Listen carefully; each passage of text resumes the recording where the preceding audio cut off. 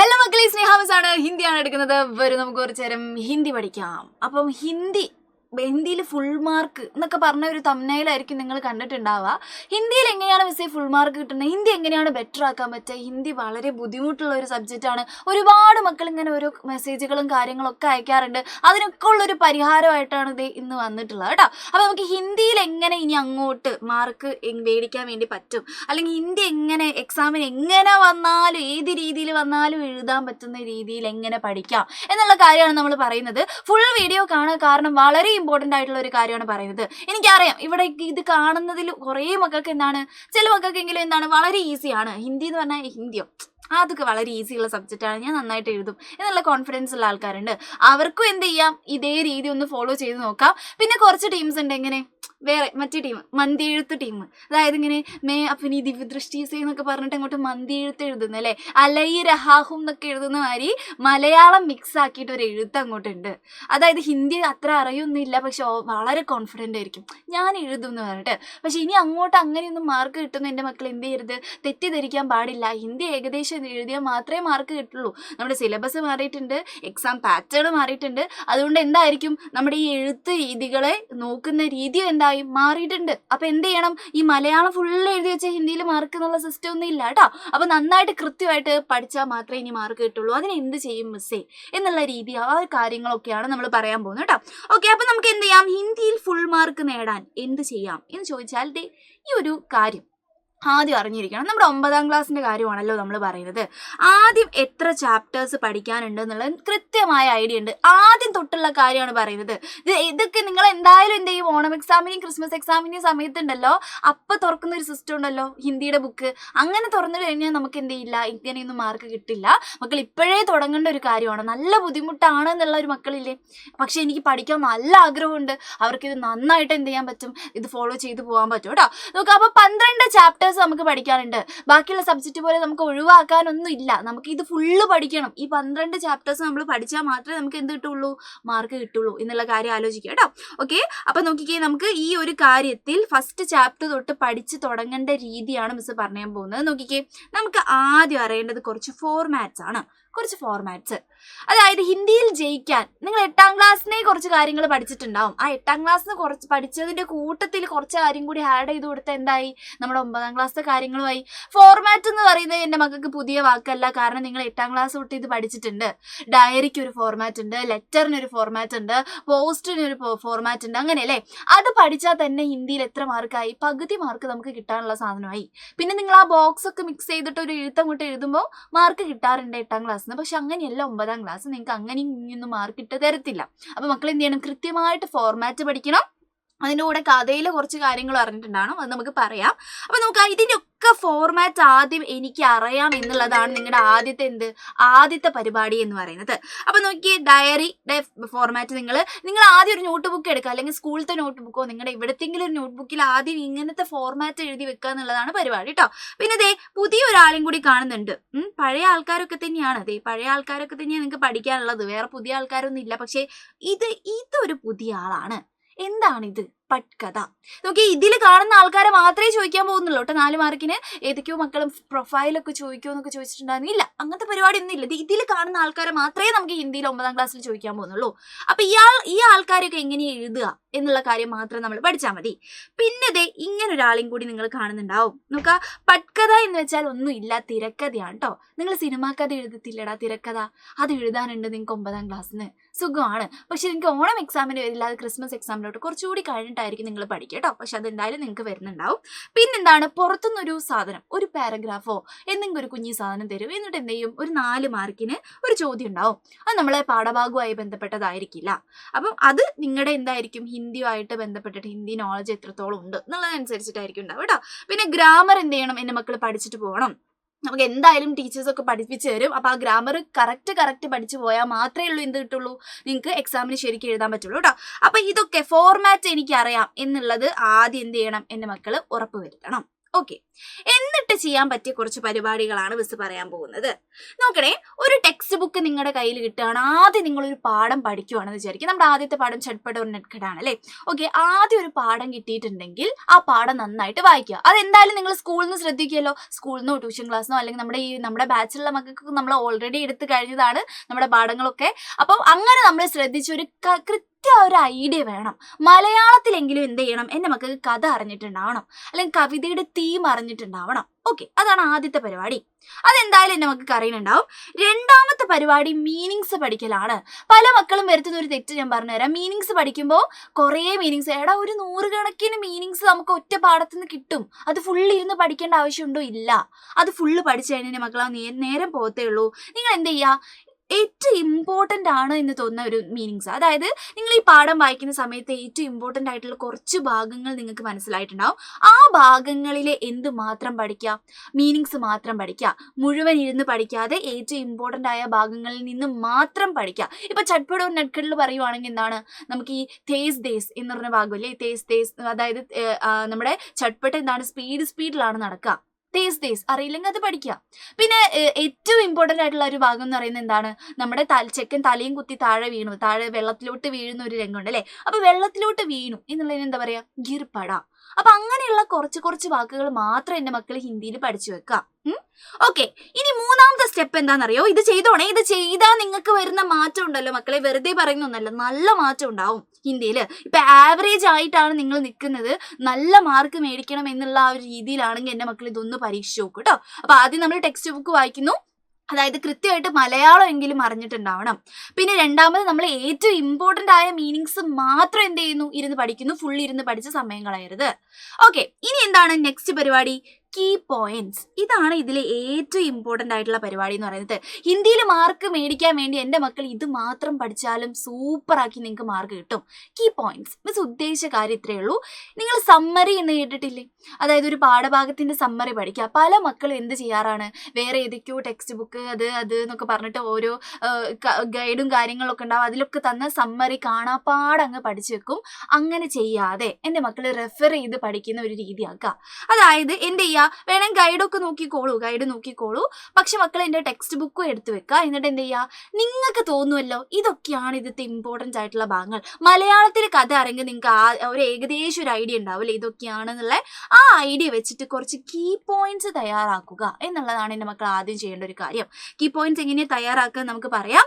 അപ്പൊ അത് വേറൊരാൾ എഴുതി തന്നതായിരിക്കില്ല, നിങ്ങൾ എഴുതുന്നത്, നിങ്ങൾ സ്വന്തമായിട്ട് എഴുതുന്നത്. ഇപ്പൊ സ്വന്തമായിട്ട് എഴുതാനുള്ള ഒരുപാട് ടൂൾസും കാര്യങ്ങളൊക്കെ നമ്മുടെ അടുത്തുണ്ട്. ഇനിയിപ്പോൾ എന്തെങ്കിലും ബുദ്ധിമുട്ടുണ്ടെങ്കിൽ നമുക്ക് ഡിക്ഷണറി ഒക്കെ നോക്കാം, അതൊന്നും പ്രശ്നമില്ല. ടെക്സ്റ്റ് ബുക്കിലുള്ള കുറച്ച് കാര്യങ്ങൾ വളരെ ഏറ്റവും എളുപ്പമായിട്ട് എഴുതാൻ പറ്റുന്ന രീതിയിൽ എൻ്റെ മക്കൾ കുറച്ച് പോയിന്റ്സ് ആക്കിയിട്ട്, സമ്മറി പോലെ കൂട്ടി കുത്തി എഴുതരുതേ. എന്ത് ചെയ്യുക, പോയിന്റ് ഒരു പോയിന്റ് ഇത്, 2 പോയിന്റ് ഇത്, പിന്നെ മൂന്നാമത്തെ പോയിന്റ് ഇത് എന്ന് പറഞ്ഞിട്ട് പോയിന്റ് ആയിട്ട് സ്വന്തമായിട്ട് ഉണ്ടാക്കുക. ഈ സ്വന്തമായിട്ട് ഉണ്ടാക്കി കഴിഞ്ഞാണ്ടല്ലോ നല്ല ഐഡിയ കിട്ടും നിങ്ങൾക്ക് ആ പാഠത്തിനെ കുറിച്ചിട്ട്. പിന്നെ ആ പാഠത്തിൽ നിന്ന് എന്ത് വന്നാലും എഴുതാൻ പറ്റുന്ന രീതിയിൽ മക്കൾ മാറും. ഇത് വേറൊരാൾ പറഞ്ഞതായിരിക്കരുത്, എൻ്റെ മക്കൾ സ്വന്തമായിട്ട് എഴുതാൻ വേണ്ടി നോക്കാം. ഓക്കെ, എന്നിട്ട് നമ്മൾ നേരത്തെ പറഞ്ഞ ഫോർമാറ്റ്സ് നോക്കുക. ഫോർമാറ്റ്സും പഠിച്ചു, കീ പോയിന്റ്സും പഠിച്ചു കഴിഞ്ഞാൽ ആ പാഠത്തിൽ നിന്ന് വരുന്ന ഏകദേശം എല്ലാ കാര്യങ്ങളും എൻ്റെ മക്കൾക്ക് എന്ത് ചെയ്യാൻ പറ്റും, സ്വന്തമായിട്ട് എഴുതാം. ഇനിയിപ്പോൾ ഏത് തല കുത്തി ക്വസ്റ്റ്യൻ ചോദിച്ചാലും നിങ്ങൾക്ക് ഒരു പ്രശ്നം ഉണ്ടാവില്ല. കാരണം പാഠത്തിനെ കുറിച്ചുള്ള ഐഡിയ, കീ പോയിന്റ്സ് നിങ്ങളുടെ കയ്യിലുണ്ട്. ഇപ്പൊ ലെറ്റർ ആണെങ്കിൽ ഡയറി ആണെങ്കിൽ അത് എഴുതാനുള്ള ഫോർമാറ്റ് നിങ്ങളുടെ കയ്യിലുണ്ട്. അപ്പൊ അത് വെച്ച് ഏത് ക്യാരക്ടർ എന്ത് ചോദിച്ചാലും ഏകദേശം കഥ എന്താണെന്നുള്ളതായിരിക്കുമല്ലോ എഴുതേണ്ടി വരെ. നമുക്ക് അത് വെച്ച് നമുക്ക് സൂപ്പറായിട്ട് എഴുതാം.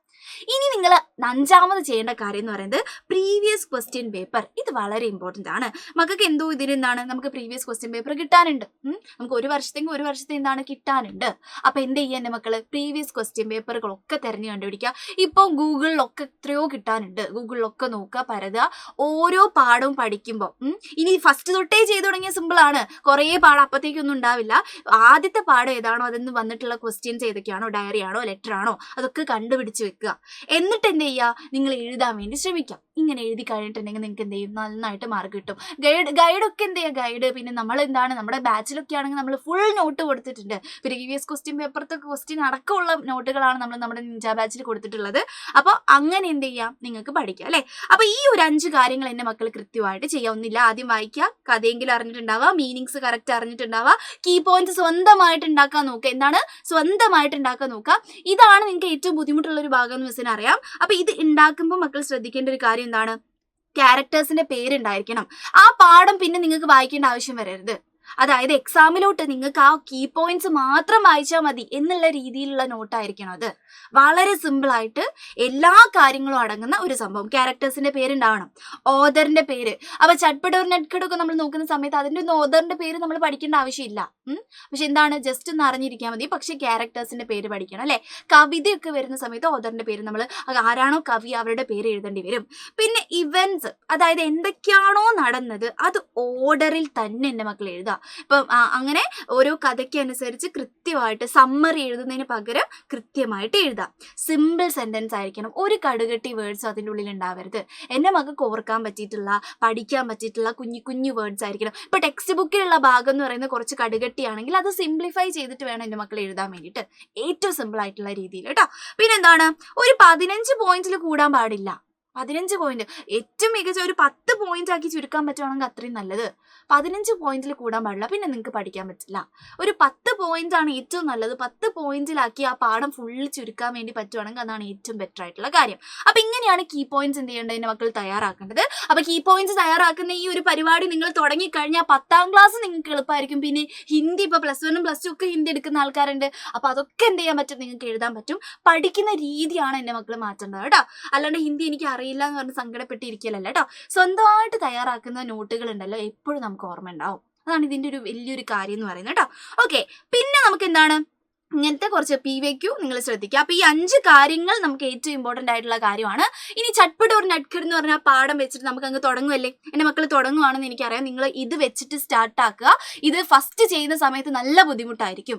പിന്നെ നിങ്ങൾ ഒരു 2-3 പാഠം ഇങ്ങനെ സ്വന്തമായിട്ട് ചെയ്ത് കഴിയുമ്പോഴത്തേക്ക് എന്താവും, ഇതിൽ പ്രോ ആയിട്ട് മാറും കേട്ടോ. അപ്പൊ ഓക്കെ, അപ്പൊ ചട്പട്ട് ഒരു നെറ്റ്കട്ടിൽ ആദ്യം നിങ്ങൾ എന്ത് ചെയ്യുന്നു, ആ പാഠഭാഗം വായിച്ച് സ്കൂളിൽ നിന്ന് കേട്ടു, ക്ലാസ്സിൽ നിന്ന് കേട്ടു, ട്യൂഷൻ ക്ലാസ്, നമ്മുടെ ഓൺലൈൻ ക്ലാസ്സിനൊക്കെ കേട്ടു. അതിൻ്റെ ഒക്കെ എന്താണ് ഐഡി നിങ്ങളുടെ കയ്യിലുണ്ട്. മീനിങ്സ് ഞാൻ പറഞ്ഞതുപോലെ ഏറ്റവും ഇമ്പോർട്ടന്റ് ആയിട്ടുള്ള കാര്യങ്ങൾ ഇവന്റ് വെച്ച് മാത്രം എന്ത് ചെയ്യുക, നിങ്ങൾ മീനിങ്സ് പഠിക്കുക. പിന്നെ കീ പോയിന്റ്സ് എന്ത് ചെയ്യുന്നു, സ്വന്തമായിട്ട് തയ്യാറാക്കുന്നു. ചട്പട്ട് ഒരു നെറ്റ്കട്ട് എന്നൊക്കെ നിങ്ങൾ പറയുമ്പോൾ എന്താണ്, അവർ സ്കൂളിൽ പോകുന്ന ഭാഗങ്ങൾ. പിന്നെന്താണ് ഏറ്റവും ഇമ്പോർട്ടന്റ് ആയിട്ട് അവിടെ ഒറ്റ കാര്യം നടന്നിട്ടുള്ളൂ, എന്താണ്, ചെക്കൻ തലയും കുത്തി താഴെ വീഴുന്നു, ചേട്ടൻ എന്ത് ചെയ്യുന്നു, രക്ഷിക്കുന്നു. ആ നെറ്റ്കട്ട് വീഴുന്ന സമയത്ത് ചട്പട്ട് രക്ഷിക്കുന്ന ഒരു ഭാഗം അല്ലേ, അവിടെ നിന്നാണ് നമുക്ക് എപ്പോഴും എന്ത് വരിക, ക്വസ്റ്റ്യൻസ് വരിക. അപ്പൊ ആ ഭാഗത്തിനൊക്കെ കുറച്ച് ഇമ്പോർട്ടൻസ് കൊടുത്തിട്ട് കുറച്ച് കീ പോയിന്റ്സ് പഠിച്ചു വെക്കുക.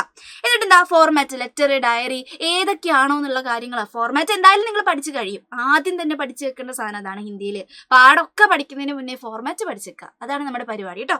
പിന്നെ നമ്മുടെ ചട്പട്ട് ഒരു നെറ്റ്കട്ടിൽ ഇഷ്ടംപോലെ പ്രീവിയസ് ക്വസ്റ്റ്യൻ പേപ്പേഴ്സ് നോക്കുക, എന്തൊക്കെ വന്നിട്ടുണ്ടെന്ന് നോക്കുക. ഒരു ചെറിയ ഐഡിയംസ് പറഞ്ഞുതരാം. ചട്പട്ടിനി നെറ്റ്കട്ടിനി ഡയറി എപ്പോഴും ചോദിക്കുന്ന സാധനമാണ്.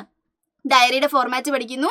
പിന്നെന്താണ്, എൻ്റെ മക്കൾ സ്വന്തമായിട്ട് തയ്യാറാക്കിയിട്ടുള്ള കീ പോയിന്റ്സ് ഉണ്ടാവും. പിന്നെന്താണ്, ഫോർമാറ്റ് നോക്കുക, എങ്ങനെയാണ് എഴുതുന്നത് നോക്കിയാ, ഫോർമാറ്റ്, പിന്നെ കീ പോയിന്റ്സ് ഉണ്ടാവും. അതേപോലെ തന്നെ എന്തുണ്ടാവും, നിങ്ങളുടെ ബോക്സിൽ കുറച്ച് കാര്യങ്ങൾ തരും. ബോക്സിൽ ആ ബോക്സും എഴുതുന്നു.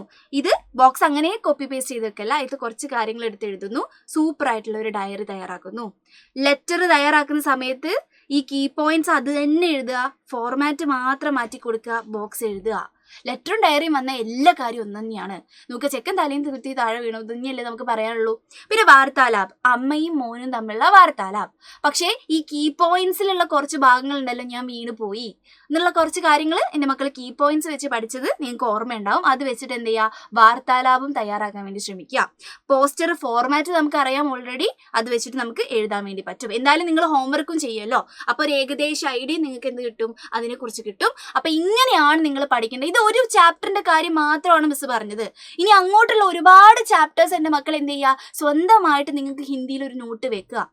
എന്തായാലും കുറേ നോട്ട്, കുറേ ഡയറി, കുറേ ലെറ്റർ, ഏതൊക്കെയോ കഥാപാത്രത്തിന്റെ 3 4 ഒക്കെ പഠിക്കുന്നതിനെക്കാട്ടും ഏറ്റവും ബെറ്റർ ആയിട്ടുള്ള കാര്യമാണ് ഇത്. ഒറ്റ സാധനം പഠിക്കുക, അത് കീ പോയിന്റ്സ് ആണ്. അത് പഠിച്ചിട്ട് എൻ്റെ മക്കൾ എന്ത് ചെയ്യുക, ബാക്കി സാധനങ്ങൾ ഒരു ഐഡിയ കൂടെ എഴുതാൻ വേണ്ടി നോക്കാം. ഓക്കെ, അപ്പം ഹിന്ദി ബുദ്ധിമുട്ടുള്ള ആൾക്കാരും ഹിന്ദി ഓക്കെ ആയ ആൾക്കാരും എല്ലാവരും ഇത് ഈ ഒരു മെത്തേഡ് എന്ത് ചെയ്യുക, പരീക്ഷിച്ച് നോക്കുക. എന്തായാലും നിങ്ങൾക്ക് ഹിന്ദിയിൽ മാർക്ക് കിട്ടും. ഇത് ഈ ഒരു കാലത്തേക്ക് മാത്രമുള്ള കാര്യമല്ല. ഹിന്ദി നിങ്ങൾ എവിടെ വരെ പഠിക്കുന്നു അവിടെ വരെ നിങ്ങൾക്ക് എന്ത് ചെയ്യാൻ പറ്റും, ഉപയോഗിക്കാൻ പറ്റുന്ന ഒരു സംഭവമാണ്. ഇനി എന്താണ്, അപ്പം മന്തി എഴുത്തൊക്കെ ഉണ്ടല്ലോ, ആ മന്തി എഴുത്തൊക്കെ കുറച്ച് കുറയ്ക്കുക. അപ്പോൾ ഇതൊക്കെ പഠിച്ചു കഴിഞ്ഞാൽ തന്നെ മന്തി എഴുത്തൊക്കെ സാധാരണ പോലെ കുറയും. കാരണം നിങ്ങൾക്ക് ഒരുപാട് മീനിങ്സ് ഒക്കെ നിങ്ങൾ എന്ത് ചെയ്യും, അങ്ങ് പഠിക്കും കേട്ടോ. ഓക്കെ, അപ്പോൾ അതൊക്കെ വെച്ച് അങ്ങ് സൂപ്പറാക്കി കലക്കി കുത്തി എഴുതലാണ് നമ്മുടെ ഹിന്ദി എന്ന് പറയുന്നത്. അല്ലാണ്ട് ഭീകര സംഭവം ഒന്നും അല്ല കേട്ടോ. അപ്പോൾ ഇതേപോലെ എഴുതാൻ വേണ്ടി നോക്കുക. പിന്നെ എന്താണ്, ഇനിയിപ്പോൾ ഈ കീ പോയിന്റ്സ് തയ്യാറാക്കുന്ന സമയത്ത് മക്കൾക്ക് എന്തെങ്കിലും ബുദ്ധിമുട്ട് തോന്നുവാണെങ്കിൽ മിസ്സിനോട് ചോദിച്ചാൽ മതി, മിസ് എന്ത് ചെയ്താൽ പറഞ്ഞു തരാം കേട്ടോ. ഓക്കെ, അങ്ങനെയൊക്കെ മിസ് സഹായിക്കാം. പിന്നെ എന്താണ്, നിങ്ങൾക്കിപ്പോൾ കീ പോയിന്റ്സ് തയ്യാറാക്കിയത് ശരിയാണോ തെറ്റാണോ എന്ന് അറിയില്ല, അങ്ങനെയാണെങ്കിലും മിസ്സിനോട് ചോദിക്കുക കേട്ടോ. ഓക്കെ, ഞാൻ എല്ലാ കാര്യങ്ങളും നിങ്ങൾക്ക് പറഞ്ഞു തരാം. ഇതൊന്നും എൻ്റെ മക്കൾ എന്ത് ചെയ്യുക, പരീക്ഷിച്ച് നോക്കുക കേട്ടോ. ഓക്കെ, ഇത് ഞാൻ ചെയ്യും എന്നുള്ള ആൾക്കാരാണ് ഇത് കാണുന്നതെങ്കിൽ താഴെ എന്ത് ചെയ്യാം, സെറ്റാക്കാം എന്ന് പറഞ്ഞിട്ടൊരു ഫയറൊക്കെ ഇട്ടോളൂ കേട്ടോ. എന്തായാലും ചെയ്യും എന്നങ്ങനെ അങ്ങനെ എന്തെങ്കിലുമൊക്കെ ഒരു കമന്റ് ബോക്സിൽ നമ്മുടെ കമന്റ്സ് ഒക്കെ ചെയ്യുക. അപ്പോൾ എന്ത് ചെയ്യാം, ഇതേപോലുള്ള ഒരുപാട് കാര്യങ്ങളായിട്ട് മിസ് വരും. നമ്മുടെ പാഠഭാഗവുമായി ബന്ധപ്പെട്ട് കുറേ ക്വസ്റ്റ്യൻസ് നമുക്ക് പറയാനുണ്ട്. അതൊക്കെ ആയിട്ട് എന്ത് ചെയ്യും, വരും. അപ്പം അതിന് മുമ്പ് നിങ്ങൾ എന്ത് ചെയ്യണം, പഠിച്ച് സെറ്റാക്കേണ്ട കാര്യമാണ്. തുടങ്ങിയിട്ടേ ഉള്ളൂ, ഇപ്പം തുടങ്ങിയതേ ഉള്ളൂ. ഇപ്പം അടിപൊളിയായിട്ട് തുടങ്ങി കഴിഞ്ഞാൽ അപ്പത്തേക്ക് എന്ത് ചെയ്യണ്ട, ടെൻഷൻ അടിച്ച് അയ്യോ അമ്മയെന്ന് പറഞ്ഞ് ഓടേണ്ട ആവശ്യമില്ല കേട്ടോ. അപ്പം ഇത് നന്നായിട്ട് ഫോളോ ചെയ്യുക, നന്നായിട്ട് പഠിക്കുക. നമുക്ക് സെറ്റാക്കാം ഹിന്ദി.